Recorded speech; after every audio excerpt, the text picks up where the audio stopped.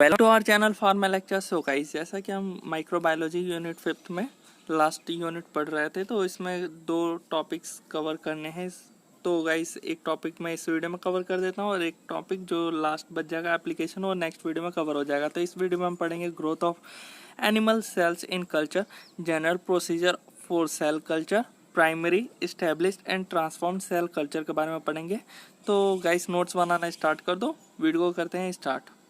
So guys, अगर आपने हमारे पुराने वीडियोस का नहीं देखा है तो ऊपर आपको first second third fourth unit के आपको ऊपर लिंक दिख रहा होगा, आप क्लिक करके देख सकते हो। सो स्टार्ट करते हैं हम लोग growth of animal cell in culture. तो पहला टॉपिक ये है, इसके अंदर हम सबसे पहले पढ़ेंगे एनिमल सेल कल्चर, यानी एनिमल सेल का हम कल्चर कर रहे हैं, कैसे करेंगे तो पहले वो देख लेते हैं। जो एनिमल सेल कल्चर होता है, अगर इसको डिफाइन करेंगे तो cultivation of any animal cell, यानी जो एनिमल्स होते हैं इनका हम क्या करेंगे, एक सेल को एक्सट्रैक्ट करेंगे आउट फ्रॉम द बॉडी, यानी बॉडी से निकाल लिया एक सेल को, by providing the cell with a suitable environment and require nutrients. इनका हम कल्चर करेंगे, तो एक अच्छा सा न्यूट्रिएंट्स प्रोवाइड करवाएंगे और सुटेबल एनवायरनमेंट प्रोवाइड करेंगे, जिसकी वजह से इनका हम कल्चर करेंगे। तो देख लेते हैं यहाँ पे हम लोग टाइप्स ऑफ सेल कल्चर में जो सेल कल्चर होता है, अगर इसको क्लासिफाई करेंगे तो 3 टाइप्स में होता है। एक प्राइमरी सेल कल्चर, जिसके अंदर आता है एडरेंट सेल कल्चर और suspension cell culture. Second one is secondary cell culture, third one is cell line. Cell line के बारे में अच्छे से एक्सप्लेन हम पढ़ेंगे लास्ट पॉइंट जो वीडियो के एंड में। और फाइनाइट सेल लाइन इसके अंदर आता है और कंटिन्यूअस सेल लाइन आता है। तो जो इक्विपमेंट्स हमें चाहिए एनिमल सेल कल्चर के लिए, तो वो कौन कौन से इक्विपमेंट्स है, तो इंक्यूबेटर है, स्टरलाइजर है, microscope, washing of equipment, sterilising and drawing oven, water purification, self freezing, centrifuge और ऑटोमेटिक पिपेट।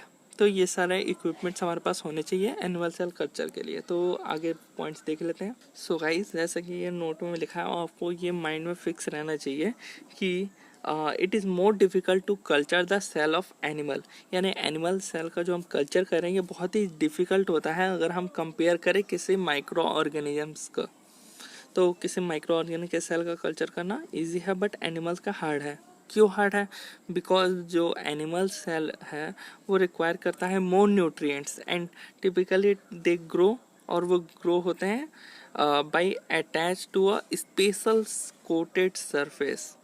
तो देख लेते हैं और इसके बारे में few points that must be kept in mind in order to see proper a growth of the animal cell in culture are listed below. तो गाइस, आपके माइंड में ये फिक्स होना चाहिए कुछ पॉइंट्स को, और गाइस इन्हीं 5 जो पॉइंट्स हैं इनको हम डिफाइन करेंगे डिटेल्स में। तो बहुत ही इजी वे में आपको मैं समझाऊंगा। अगर क्वेश्चन आ गया तो आपको ये कंप्लीट लिख देना है, 7 मार्क्स में आएगा या 10 मार्क्स जो भी आए, तो most of the time 7 marks में आता है अगर आएगा तो।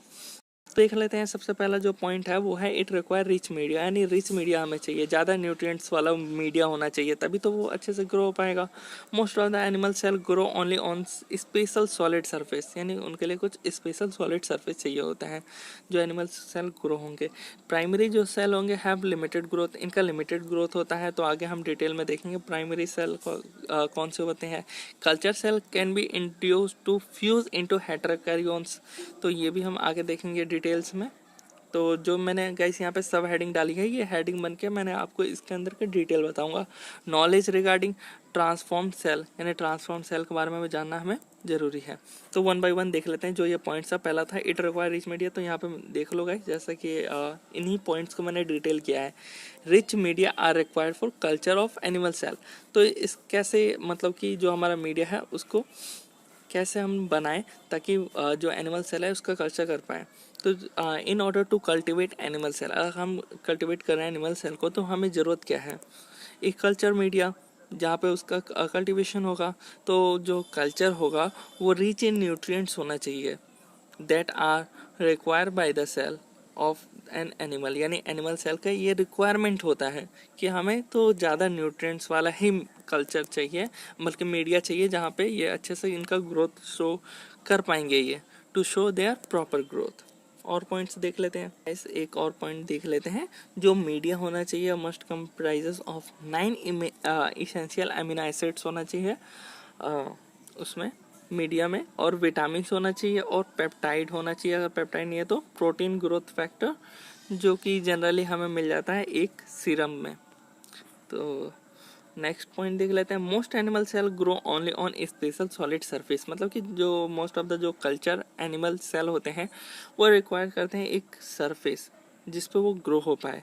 तो many cells that have the capability to adhere या ग्रो ऑन ग्लास और on special treated plastic with negatively charge group on the surface. So actually the culture cell secrete collagen and other matrix component। जो culture cell होता है वो secrete करता है collagen या अलग matrix components को, जो कि binds होता है किससे, तो culture surface से, और function provide करवाता है bridge between जो हमारा culture है उसका surface और cell का।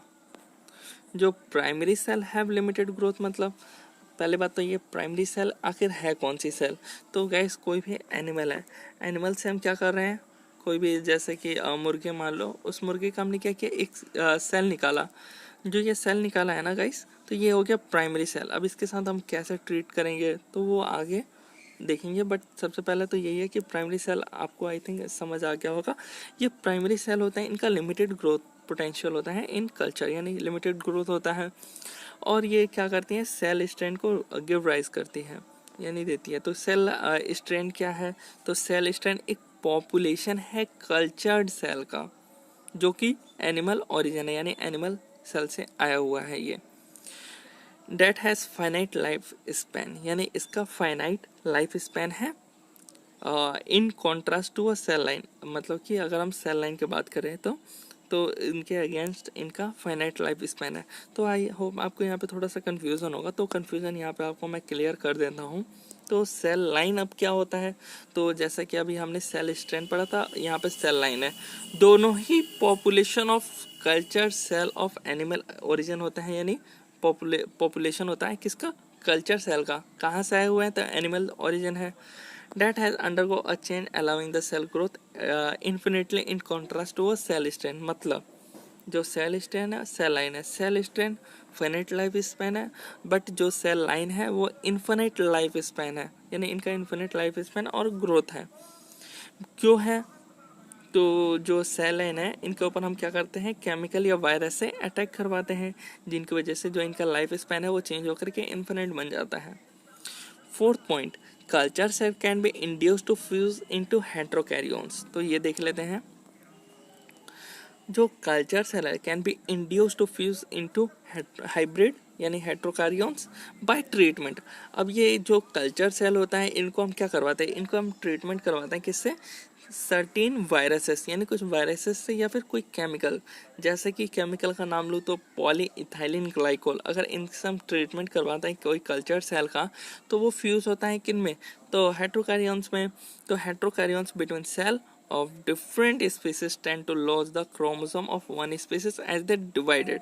तो आपको यहाँ पे अच्छे से समझ आएगा, जो हेट्रोकैरियोन्स होता है ये मल्टी न्यूक्लिएटेड, मतलब ये कंटेन करते हैं डिफरेंट न्यूक्लियाई। तो यहाँ पे हैप्लॉइड में आप देख सकते हो गाइस, और ये हेट्रोकैरियोन्स होते हैं और ये डिप्लॉइड, जैसा कि आप यहाँ पे देख सकते हो। सो लास्ट पॉइंट ये था कि नॉलेज रिगार्डिंग ट्रांसफॉर्म सेल। तो ये transform cell that are derived from tumour और arise spontaneously from primary rod and cell grow indefinitely in culture. मतलब क्या, वो बहुत ही ईजी वे में आपको अगर मैं समझाऊँ तो गाइस आप इतना ध्यान रखिए कि अगर हम एक्सट्रैक्ट कर रहे हैं सेल को ट्यूमर से या प्राइमरी रोडेंट से, तो जो ये क्या होते हैं, ये transformed cell grow indefinitely in culture, यानी इंडिफिनिटली ग्रो होंगे कल्चर में। जो ये ट्रांसफॉर्म सेल है अगर हम इनको ड्राइव करेंगे तो ये सिंगल पेरेंट सेल होते हैं और इनको हम सेल लाइन बोलते हैं। और सेल लाइन जैसा कि आपको गाइस मैंने बता रखा है, इनका इन्फिनिट लाइफ स्पैन होता है। सो गाइस अगर क्वेश्चन आ गया तो आपको ये कंप्लीट लिखना पड़ेगा 7 मार्क्स के लिए। So thanks for watching our video. और गाइस नीचे बहुत सारे लिंक है डिस्क्रिप्शन है में, तो आप जा कर के वहाँ पे आप ज्वाइन हो सकते हैं हमारे इंस्टाग्राम पे, फेसबुक पे और टेलीग्राम पे आपको नोट्स मिल जाएगा। So thanks for watching our video.